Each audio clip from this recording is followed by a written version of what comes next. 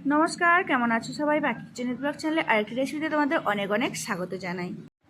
आज आमी तोमादेर तैरी करे देखाबो गाजरेर हालुया। एकदम असाधारण रेसिपि, एटा छोटो थेके बड़ो सबाई खेते पारबे। एकदम खूब साधारण भावे एई गाजरेर हालुया तैरी करे देखाबो। तोमराओ पारबे तैरी करते, असाधारण लागे खेते। आशा करी तोमादेर एई भिडियोटी भालोई लागबे।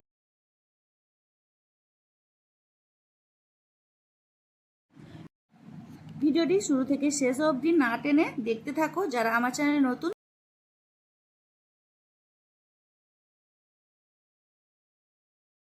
এখানে প্রথমে আমি গাজর নিয়ে নিয়েছি, গাজরগুলোকে ভালো করে ধুয়ে পরিষ্কার করে নিয়েছি। আর এখানে এই গ্রেটার দিয়ে গাজরগুলোকে বেশ ঝুরি ঝুরি করে গ্রেট করে নিলাম। তো আমি এখানে দেখো কড়াই বসিয়ে দিয়েছি গ্যাসের মধ্যে, এবার দিয়ে দিয়েছি ঘি। এবার আমি গাজরগুলোকে ঘিতেই ভাজবো।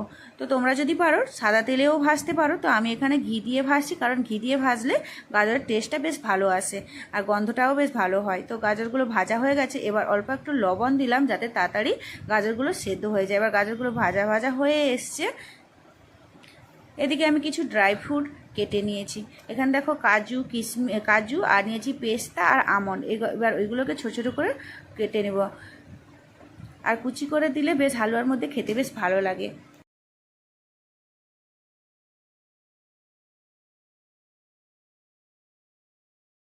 এই গাজরের হালুয়া যারা পছন্দ করে না তারাও এইভাবে একবার বানিয়ে দেখতে পারো, খেতে কিন্তু বেশ ভালো হয়।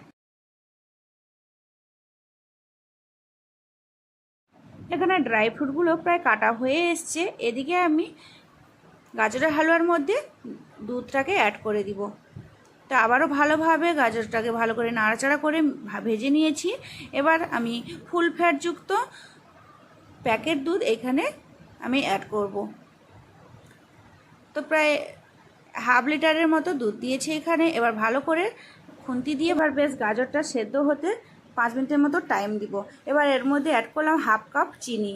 চিনিটাকে দিয়ে ভালো করে আবারও মিশিয়ে নিয়েছি। এবার মিশানো হয়ে গেছে। এখন ওই গাজরের হালুয়াটা একটু পাতলা মতো লাগছে, তো এর মধ্যে একটু থকথকে করার জন্য হাফ কাপ মতো সুজি আমি একটা কড়াইতে ভেজে নিয়েছি। এবার ওটাকে অ্যাড করলাম।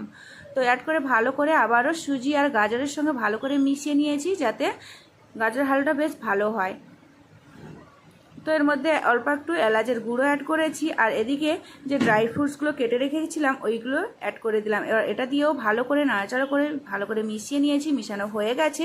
এখন আমি সার্ভ করব একটা প্লেটের মধ্যে। আর আমার আজকের রেসিপি যদি তোমাদের ভালো লেগে থাকে অবশ্যই একটা লাইক করে দিও। আর কে কোথা থেকে দেখছো সেটাও কমেন্ট করে জানাও। তো আজ তবে এই পর্যন্ত। সবাই খুব ভালো থাকবে, সুস্থ থাকবে, সাবধানে থাকবে। দেখা হচ্ছে খুব শীঘ্রই নতুন একটি ভিডিওতে।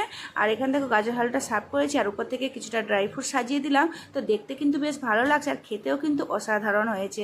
তো তোমরাও বাড়িতে বানিয়ে ট্রাই করে দেখতে পারো। আর বানিয়ে কেমন হয়েছে অবশ্যই কমেন্ট করে জানাতে ভুলবে না। আর যারা নতুন বন্ধু চ্যানেলটিকে সাবস্ক্রাইব করে দিও। আর পুরানো বন্ধু যারা তাদেরকে অসংখ্য ধন্যবাদ।